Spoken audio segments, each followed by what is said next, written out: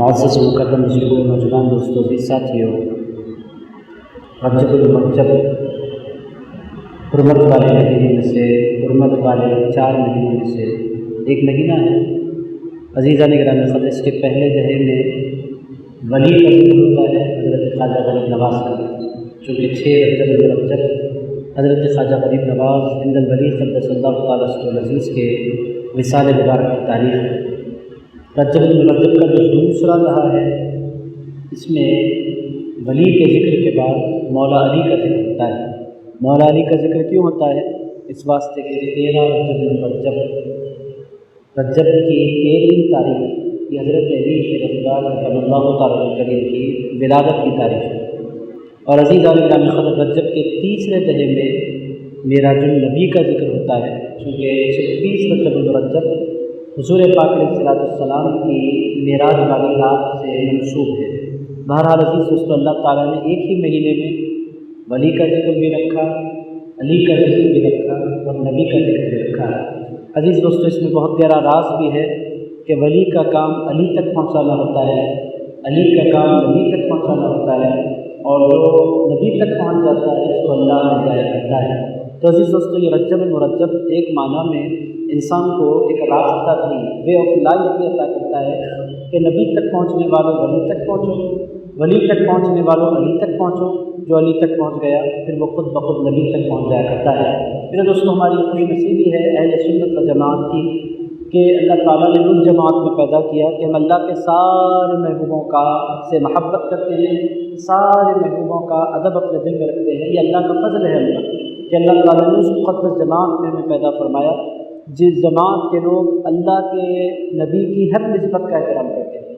ہمارے پاس ہر بڑے بزرگ کا احترام، اور اہل سنت و جماعت کی بنیاد ہی ادب پر قائم ہے، اور جو جتنا باادب ہوتا چلا جاتا ہے اتنا ہی زیادہ اللہ کے پاس مقبول ہوتا چلا جاتا ہے۔ عزیز دوستو، تو یہ ہماری خوش نصیبی ہے کہ اللہ تعالیٰ نے ہمیں ولی والا بھی بنایا، علی والا بھی بنایا، نبی والا بھی بنایا۔ عزیز دوستو، چونکہ دوسرے دہے کا آغاز ہو گیا ہے، آج 11 رجب المرجب ہے اور پرسوں انشاءاللہ تعالیٰ 13 رجب المرجب ہوگی۔ تو عزیز دوستو، اسی مناسبت سے میں آپ کے خدمت میں بالکل مختصر سا تذکرہ مبارک حضرت علی شیر خدا کا کرنا چاہوں گا۔ عزیز دوستو، مولا علی کون ہے؟ یہ ایک عجیب ہستی ہے کہ اللہ تعالیٰ نے اتنی شانیں ان کے اندر رکھ دی ہیں کہ اتنی شانیں کم لوگوں کے اندر آپ کو نظر آتی ہیں۔ عزیز دوستو، آپ صحابہ کا ذکر کرنا چاہیں، مولا علی کا نام آگے آگے آپ کو نظر آئے گا۔ آپ خلفائے راشدین کا ذکر کرنا چاہیں، وہاں بھی آپ کو مولا علی شیر خدا نظر آ جائیں گے۔ آپ ائمہ اہل بیت کا ذکر کرنا چاہیں، وہاں بھی آپ کو مولا علی سب سے پہلے نظر آ جائیں گے۔ آپ پنجتن پاک کا ذکر کرنا چاہیں، وہاں بھی آپ کو مولا علی شیر خدا کا نام دوسرے نمبر پر نظر آ جائے گا۔ یعنی عزیز دوستو، حضرت علی کو اللہ رب العزت نے ایسا بنایا کہ صحابہ کا ذکر کرو تو بھی علی ہے، اہل بیت کا ذکر کرو تو بھی علی ہے، ائمہ اہل بیت کا ذکر کرو تو بھی علی ہے، پنجتن پاک کا ذکر کرو تو بھی علی ہے، ولایت کا ذکر کرو تو بھی علی ہے، شریعت کا ذکر کرو تو بھی علی ہے، طریقت کا ذکر کرو تو بھی علی ہے، حقیقت کا ذکر کرو تو بھی علی ہے، معرفت کا ذکر کرو تو بھی علی ہے، علم کا ذکر کرو تو بھی علی ہے، حکمت کا ذکر کرو تو بھی علی ہے۔ عزیزان گرامی قدر، علی کو چھوڑ کر کسی کو کچھ ملا ہی نہیں کرتا۔ یہ حضرت علی شیر خدا کی ذات مبارکہ ہے۔ اللہ تعالیٰ نے ساری نسبتیں ان کے اندر اکٹھا کر دی ہیں۔ عزیز دوستو، سارے کمالات اللہ تعالیٰ نے ان کی ذات میں رکھ دیے ہیں۔ اسی لیے رسول اللہ علیہ السلام نے مولا علی شیر خدا کی محبت کی طرف لوگوں کو بہت بلایا۔ حضور پاک علیہ السلام نے ایک خدمت میں ایک مرتبہ پرندہ یعنی گوشت پیش کیا گیا کسی پرندے کا۔ حضور پاک علیہ السلام نے فرمایا، اس گوشت کو میں اس کے ساتھ شیئر کروں گا جو اللہ اور اس کے رسول کا محبوب ہے۔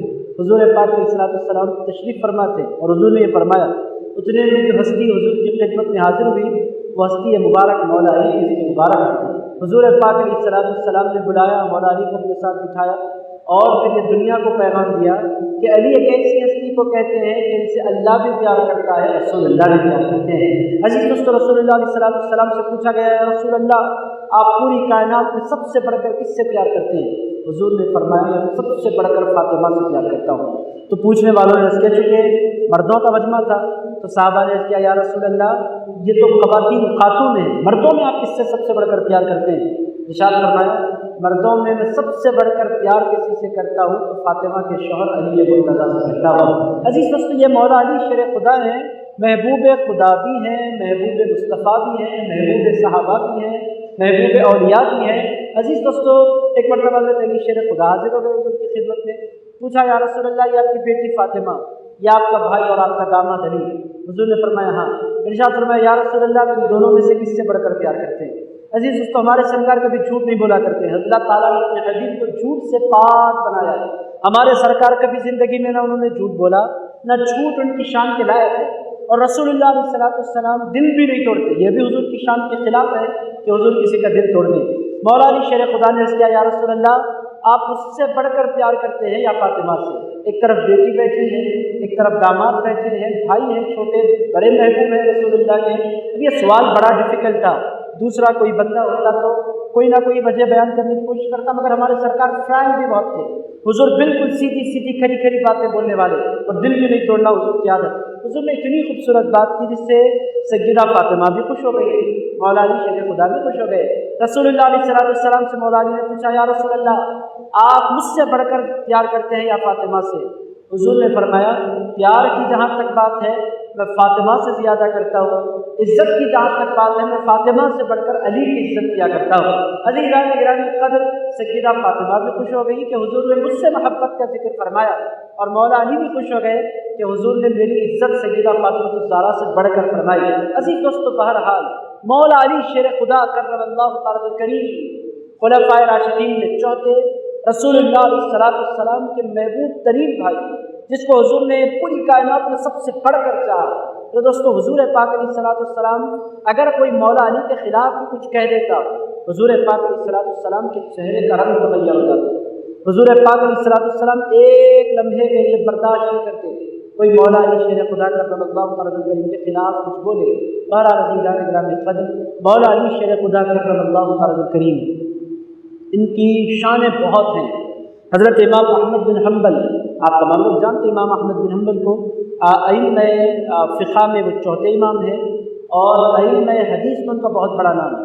حضرت امام احمد بن حنبل، ان کو کیا کہتے ہیں آپ تمام لوگ جانتے ہیں، انہوں نے ایک کتاب لکھی ہے مسند امام احمد، اس کا نام مسند، حضرت امام احمد بن حنبل کی کتاب۔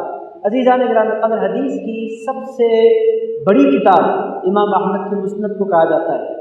بخاری مسلم اس کی ایک الگ شان ہے، یہ یعنی وسعت میں اور پھیلاؤ میں، جس میں بڑی تعداد میں حدیث جمع ہے، تو امام احمد بن حنبل کی مسند ہے۔ حضرت امام احمد بن حنبل ایک ایسے محدث ہیں جن کو تقریباً 10 لاکھ حدیثیں یاد تھیں، اور اس میں سے 2 لاکھ تقریباً ان کو صحیح حدیثیں یاد تھیں۔ اتنے بڑے محدث ہیں امام احمد بن حنبل۔ حضرت امام احمد بن حنبل نے پوری زندگی حدیث کی خدمت میں، فقہ کی زندگی کی خدمت میں لگائی، مگر امام احمد بن حنبل فرماتے ہیں فضائل میں جتنی شان رسول اللہ نے مولا علی کی بیان فرمائی، حضور نے اپنی امت میں اتنی شانیں کسی کی نہیں بیان فرمائی۔ حضرت امام احمد بن حنبل فرماتے ہیں کہ فضائل سب سے زیادہ جس کے احادیث میں ملتے ہیں وہ ہستی مولا علی شیر خدا کی ذات مبارکہ ہے۔ میرے دوستو، حضرت علی شیر خدا کی زندگی کو اگر میں لوں تو ایک طویل زندگی، اس کو اس مختصر سی محفل میں کور نہیں کیا جا سکتا۔ ایک بہت بڑی زندگی ہے حضرت علی شیر خدا کرم اللہ تعالی کریم کی۔ بس میں ان کی زندگی کا ایک پہلو علم آپ کی خدمت میں عرض کر دیتا ہوں۔ علمی حیثیت سے حضرت علی شیر خدا کرم اللہ تعالی کریم کی شان کیا ہے، میں آپ کی خدمت میں 2-4 جھلکیاں پیش کرتا ہوں جس سے آپ کو اندازہ ہو جائے گا۔ اور عزیز دوستو، علم کو پر فوکس کرنے کی ضرورت کیا ہے؟ عزیز دوستو، یہ جو حضور کی امت ہے یہ علم کی امت ہے۔ عزیز دوستو، رسول اللہ علیہ السلام نے جو پیغام لایا وہ پڑھنے کا پیغام۔ میں اس کی 2 مثالیں آپ کی خدمت میں عرض کرتا ہوں۔ پہلی مثال سورۃ القلم، اللہ تعالیٰ کے حبیب پر پہلی وحی نازل ہوتی ہے، اقرأ بسم ربک الذی خلق خلق الانسان من علق اقرأ وربک الاکرم الذی علم بالقلم علم الانسان ما لم یعلم۔ میرے دوستو، دوسری مثال کی کوئی ضرورت نہیں، میں آپ کی خدمت میں عرض کر رہا ہوں، یہ جو امت ہے، آپ جو بیٹھے ہوئے یہاں پر، یہ سارے کے سارے امت علم والی امت ہے۔ عزیز دوستو، پڑھنا لکھنا اس امت کی شان ہے۔ آپ بولیں گے ہم نہیں پڑھ رہے۔ عزیز دوستو، ہم میں سے اگر کوئی نہیں پڑھ رہا ہے، ہم میں سے اگر کوئی کتاب سے دور ہے، قلم سے دور ہے، علم سے دور ہے، عزیز دوستو، وہ اپنی زندگی کے مقصد کو بھول رہا ہے۔ یہ امت علم کی امت ہے، اس امت کی عظمت علم میں ہے۔ میرے دوستو، افسوس سے کہا جائے کہ یہ امت جو علم والی امت تھی، علم بانٹنے والی امت تھی، علم جمع کرنے والی امت تھی، علم کو مختلف زبانوں میں منتقل کرنے والی امت تھی، 100-150 سال اس امت پر ایسے گزر رہے ہیں کہ اس امت میں واقعی ایسا کوئی بندہ نہیں پیدا ہو رہا، یا امت نے واقعی علم سے اپنا ناتا، تحقیق میں ہمارا نام نہیں، سائنس میں ہمارا نام نہیں، ٹیکنالوجی میں ہمارا نام نہیں، ہمارے پاس بچے پڑھتے بھی ہیں جاب کے لیے۔ عزیز دوستو، ہمارا جو ذہن بنا ہوا ہے، ہم علم کو علم کے لیے نہیں پڑھتے، ہم علم کو جاب کے لیے اور علم کو نوکری کے لیے حاصل کرنے لگ گئے ہیں۔ علم جتنا حاصل کیا ذرا ایسا میں نہیں کہتا کہ ہمارے پاس بچے پڑھ رہے ہیں، مگر وہ علم نوکری کے لیے ہے، جاب اورینٹڈ ہمارے ذہن بنے ہوئے ہیں۔ عزیزان گرامی قدر، کریئر پر فوکس کرتے ہوئے ہمارے بچے علم حاصل کر رہے ہیں۔ امت کی ترقی کے لیے ان کے جو خواب دیکھے جاتے تھے وہ ختم ہو گئے، مگر اس امت کا خاصہ کیا میرے دوستو، پہلی وحی نازل ہوتی ہے، اللہ تعالیٰ ارشاد فرماتا ہے اقرأ بسم ربک، اے میرے حبیب پڑھیے، یعنی یہ امت پڑھنے والی امت ہے۔ میرے دوستو، آپ حیرت زدہ ہوں، میں مولا علی پر عرض کرنا چاہتا ہوں، امت کا رونا میں بالکل نہیں روتا، مگر ایک بات میں آپ کی خدمت میں عرض کروں، ہمارے ہاں ہو کیا گیا ہے، جیو کے آنے کے بعد، ٹیکنالوجی کی ترقی کے بعد کتابیں بند ہو کر رہ گئی۔ میرے دوستو، لوگ کہتے ہیں نہیں، ٹیکنالوجی کی ترقی کی وجہ سے امت مسلمہ کتابوں سے دور ہو رہی ہے۔ میرے دوستو، ٹیکنالوجی نے جتنی ترقی آپ کے پاس کی ہے، اس سے زیادہ ٹیکنالوجی نے ترقی کی ہے یورپ میں، امریکہ میں، کینیڈا میں، مگر عزیز دوستو، وہاں کے لوگوں اور یہاں کے لوگوں میں فرق کیا ہے؟ وہ ٹیکنالوجی کو ٹیکنالوجی کے مقام پر رکھتے ہیں، کتاب کو کتاب کا مقام دیتے ہیں۔ میرے دوستو، آپ انڈیا کے ذرا دائرے سے باہر نکلیں، آپ کوئی بندہ ایسا نہیں دیکھیں گے جس کے ہاتھ میں کوئی کتاب نہ ہو۔ میں نے انگریزوں کو سفروں میں دیکھا ہے، وہ ہماری طرح گھنٹوں صرف فون دیکھتے نہیں رہتے، کتاب نکالتے ہیں، کتاب کو کتاب کا وقت دیتے ہیں۔ بہرحال یہ امت علم کی امت ہے۔ پہلی وحی میں اللہ تعالیٰ نے نہ نماز کی بات کی، نہ ذکر کی بات کی، نہ روزے کی بات کی، نہ حج کی بات کی، نہ تلاوت کی بات کی، نہ صدقے کی بات کی، نہ خیرات کی بات کی، نہ غیبت سے بچنے کا حکم دیا، نہ شراب سے بچنے کا حکم دیا، نہ زنا سے بچنے کا حکم دیا۔ پہلا ریویلیشن اللہ کا اس کے حبیب پر نازل ہوتا ہے، اللہ تعالیٰ فرماتا ہے اقرأ، پڑھو، اقرأ، پڑھو، اقرأ، پڑھو۔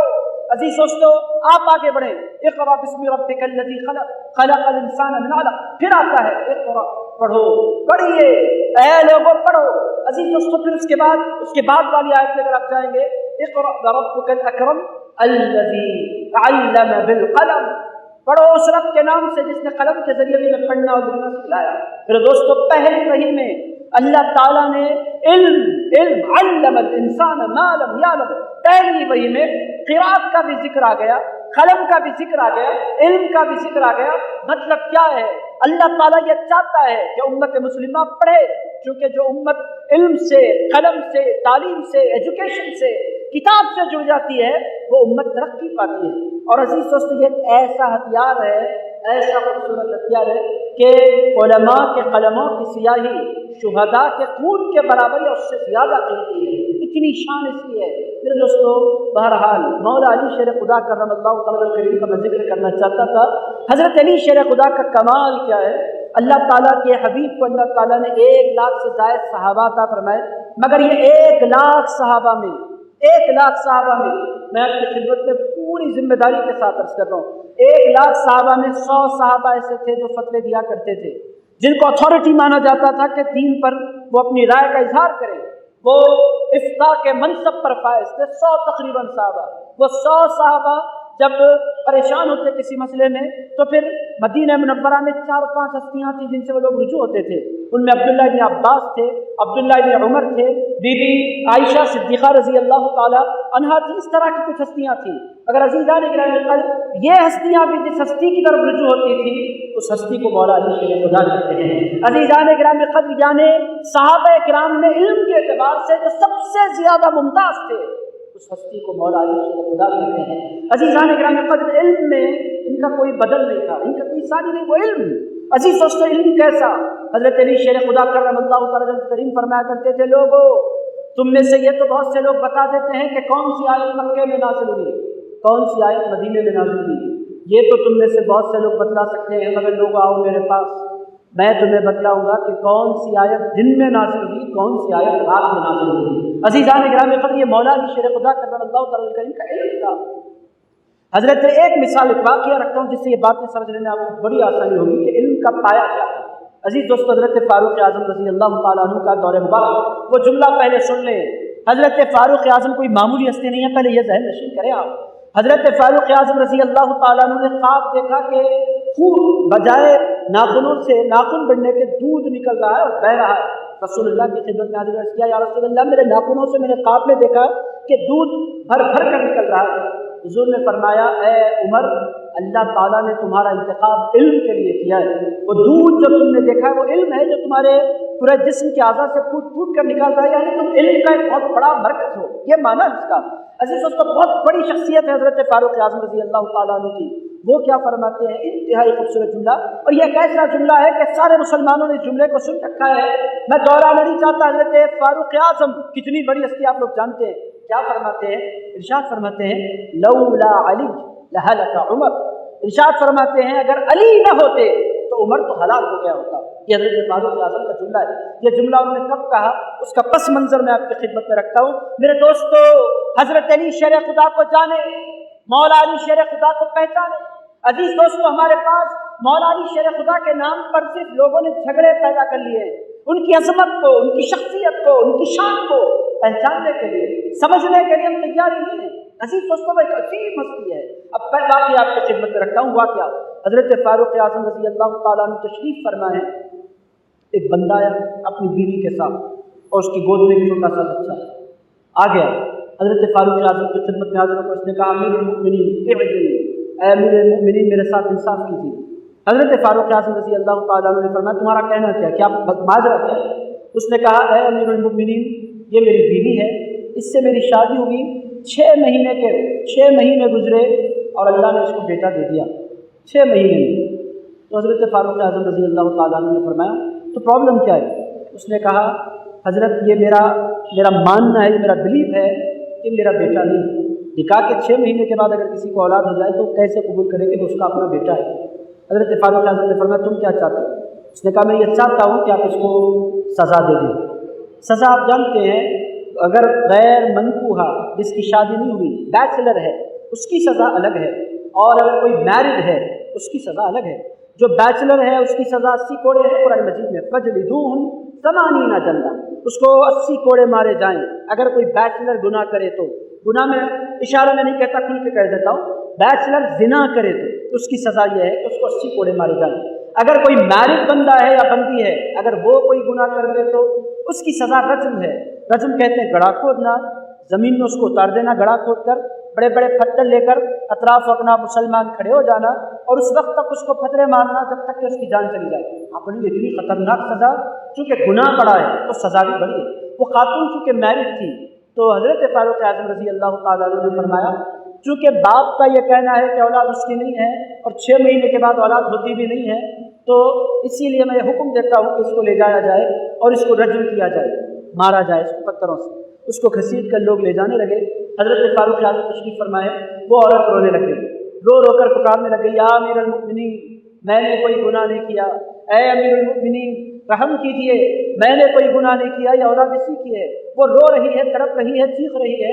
حضرت فاروق اعظم نے فرمایا، انصاف انصاف ہے، انصاف ان رحم کی آوازوں کو نہیں سنا کرتا، انصاف تو انصاف ہوتا ہے، عدل تو قائم کرنا پڑتا ہے۔ ہر مرنے والا چیختا چلاتا ہے، اس کو گھسیٹ کر لوگ لے جا رہے ہیں۔ اتنے میں حضرت علی شیر خدا مسجد میں داخل ہونے لگے۔ حضرت علی مرتضیٰ شیر خدا کرم اللہ تعالیٰ کریم جب داخل ہونے لگے، دھوم دیکھی تو لوگوں سے کہا، اس کو ذرا چھوڑو، میں اس سے بات کرتا ہوں۔ اس خاتون سے کہا، کیا کچھ کہنا چاہتی ہو؟ کہنے لگے، آپ میری مدد فرمائیے، آپ علی ہیں، آپ علی ہیں، شیر خدا ہیں، میری مدد کیجیے۔ مولا علی شیر خدا نے فرمایا، تمہارا قصہ کیا ہے، مجھے سناؤ۔ چونکہ مولا علی کا احترام تھا، لوگوں نے گھسیٹنا چھوڑ دیا، اس کو بات کرنے کا موقع دیا۔ اس نے کہا، مجھے 6 مہینے کے بعد اولاد ہو گئی، یہ اولاد میرے شوہر کی ہے، مگر میرا شوہر بجائے اقرار کرنے کے انکار کر رہا ہے، اور اس نے مجھ پر بہت بڑا گھنونا الزام لگایا، اور امیر المؤمنین نے مجھے رجم کی سزا سنا دی جبکہ میں نے کوئی گناہ نہیں کیا۔ حضرت مولا علی شیر خدا نے فرمایا، تمہارے میٹر کو میں بھی حضرت امیر المؤمنین فاروق اعظم سے ڈسکس کرتا ہوں، چلو میرے ساتھ۔ حضرت فاروق اعظم اس خاتون کو لے کر اندر آئے، شوہر بیٹھا ہوا تھا، مولا علی شیر خدا ہے، حضرت فاروق اعظم نے استقبال کیا، اپنے پاس بٹھایا، مولا علی شیر خدا نے فرمایا اے امیر المومنین اس خاتون کے بارے میں آپ سے کچھ بات کرنا چاہتا ہوں۔ حضرت مولا علی شیر خدا سے حضرت فاروق اعظم نے فرمایا علی میں سن رہا ہوں، آپ ارشاد فرمائیں۔ حضرت مولا علی شیر خدا کرم اللہ تعالیٰ کریم نے فرمایا پہلی بات یہ ہے کہ آپ نے اس کو رجم کی سزا سنائی، تو حضرت عمر فاروق نے فرمایا ہاں مجھے سنائی۔ ارشاد فرمایا جبکہ سرکار پاک علیہ الصلوۃ والسلام نے فرمایا کہ جس کے پاس بچہ ہو اور وہ جب تک 2 سال کا نہ ہو جائے اس کی ماں کو رجم کی سزا نہیں سنائی جا سکتی، چونکہ گناہ اگر ماں نے کیا ہے تو بچے کو تکلیف کیسے دی جائے گی؟ بچہ بڑا کیسے ہوگا اگر ماں کو دودھ میسر نہیں آئے، ماں کا پیار میسر نہیں آئے؟ 2 سال تک تو اس کو سزا سنائی نہیں جا سکتی۔ اس بندی نے راحت کی سانس لی، چلو 2 سال کا تو مجھے موقع مل گیا، پہلی بات 2 سال کی تو زندگی اس کو پہلے جملے میں دلا دی۔ اس کے بعد پھر دوسری بات ارشاد فرمائی، ارشاد فرمایا 6 مہینے کے بعد بھی اولاد ہو سکتی ہے۔ تو حضرت فاروق اعظم نے فرمایا علی آپ کے پاس کوئی دلیل ہے؟ ارشاد فرمایا میرے پاس قرآن سے دلیل ہے۔ فرمایا وہ کیا؟ ارشاد فرمایا آپ مجھے اتنا بتلا دیں کہ دودھ پلانے کی مدت کیا ہے؟ حضرت فاروق اعظم نے فرمایا والوالدات یرضعن اولادهن حولین کاملین۔ حضرت فاروق اعظم نے فرمایا مائیں اپنے بچوں کو 2 سال مکمل ہونے تک دودھ پلائیں۔ دودھ نہیں آ رہا الگ صورت ہے، اگر ماں کو دودھ آ رہا ہے تو بچے کا یہ حق ہے کہ اس کو ماں دودھ پلائے۔ بہت سی عورتوں کو نہیں آتا بولا بنوان، اگر ماں کو دودھ آئے قرآن نے حکم دیا ہے کہ کتنے سال؟ 2 سال اس کو دودھ پلائے۔ حضرت مولا علی شیر خدا کرم اللہ تعالیٰ کریم نے عرض کیا اے فاروق اعظم مجھے آپ اتنا بتلا دیں کہ 2 سال کے کتنے مہینے بنتے ہیں؟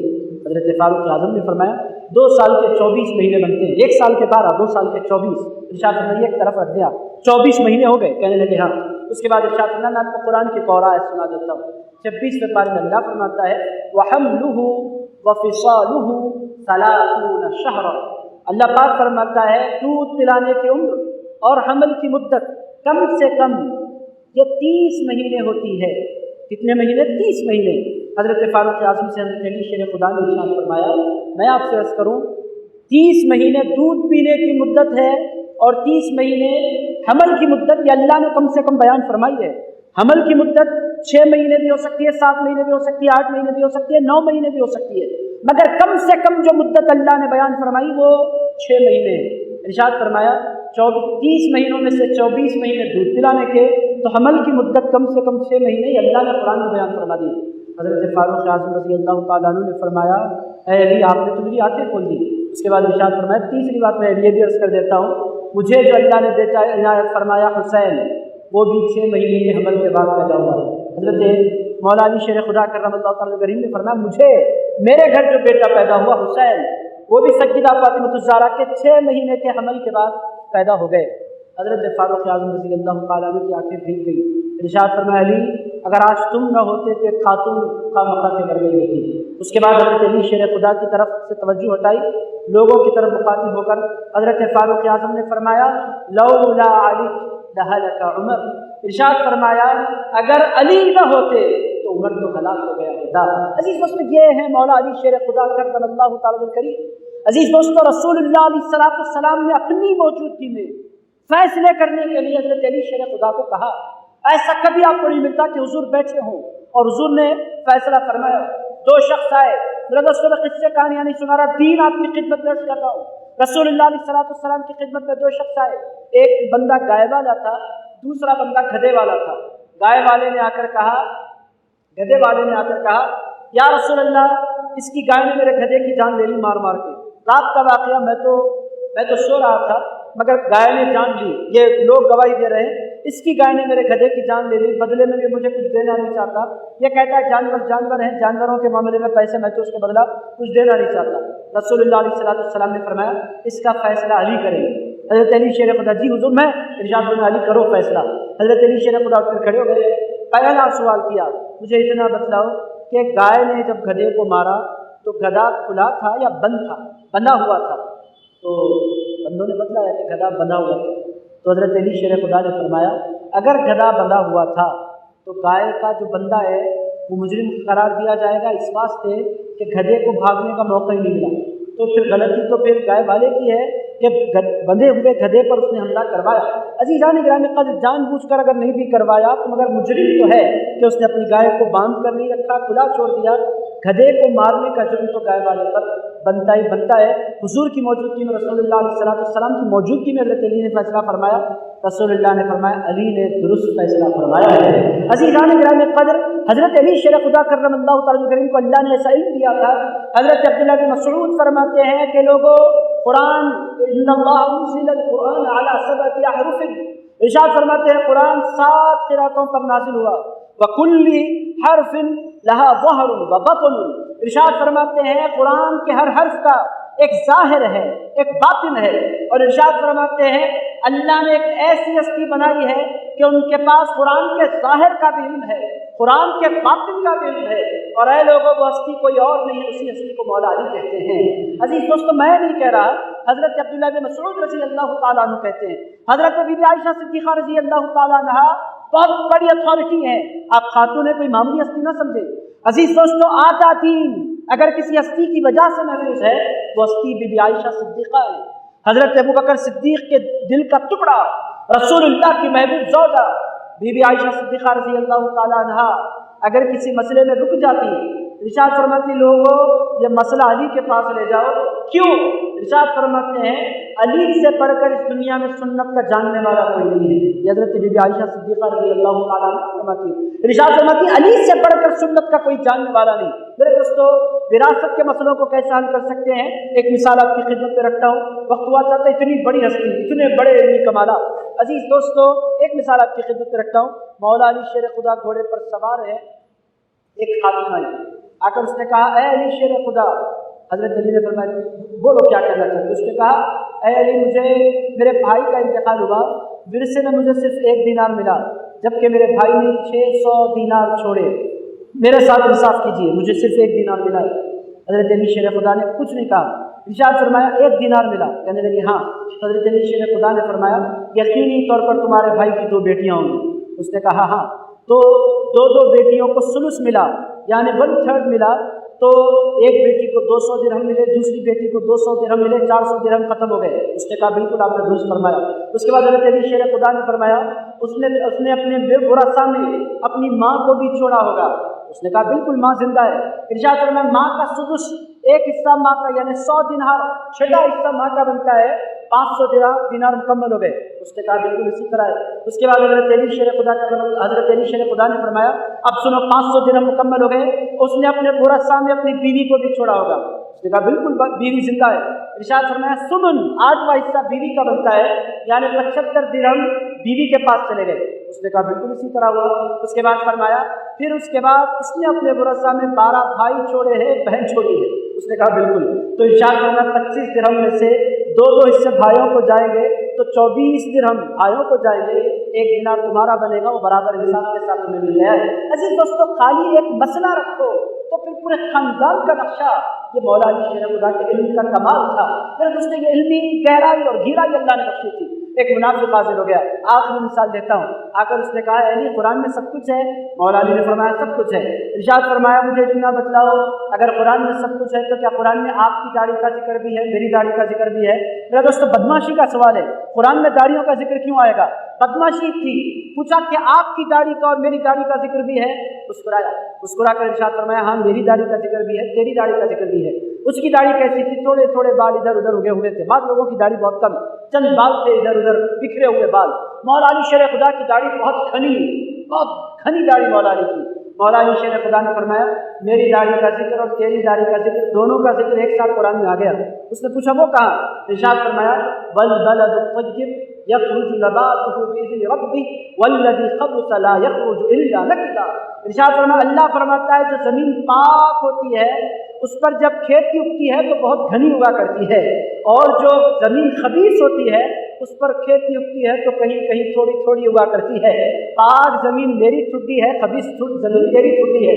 عزیز دوستو، لاجواب ہو گیا۔ یہ علم تھا حضرت مولا علی شیر خدا کا۔ نماز کو جا رہے ہیں، آخری مثال عرض کرتا ہوں، نماز کے لیے جا رہے ہیں، فجر کی جماعت کھڑی ہوگی، حضرت فاروق اعظم نماز پڑھا رہے ہیں، راستے میں ہے، منافق نے روک کر فرمایا قرآن میں ہر چیز کا علم ہے؟ मौला अली ने फरमाया मुझे नमाज को जा रहा हूँ, बाद में बात करो, आपके पास अगर जवाब है तो देकर चाहिए। मौला अली ने फरमाया पूछ लो, जाते जाते दे देता हूँ। उसने पूछा आप मुझे ये बतलाइए कि कौन से जानवर बच्चे देते हैं और कौन से जानवर अंडे देते हैं। उसने ये समझा कि मौला अली की नमाज जाएगी। वो हाथी बच्चा देता है, शेर बच्चा देता है, बकरी बच्चा देता है, बतख अंडा देती है, मुर्गी अंडा देती है, कबूतरी अंडा देती है। अब मौला अली लंबी फहरिस्त गिनाएंगे, इस तरह मौला अली की नमाज छूट जाएगी। उसने ये सोचा, मौला अली ने फरमाया फार्मूला ले लो, 2 मिनट में फार्मूला। उसने कहा वो क्या? इरशाद फरमाया कि कौन कौन क्या क्या देते हैं, ये मेरी जिम्मेदारी नहीं, फार्मूला दे देता हूँ।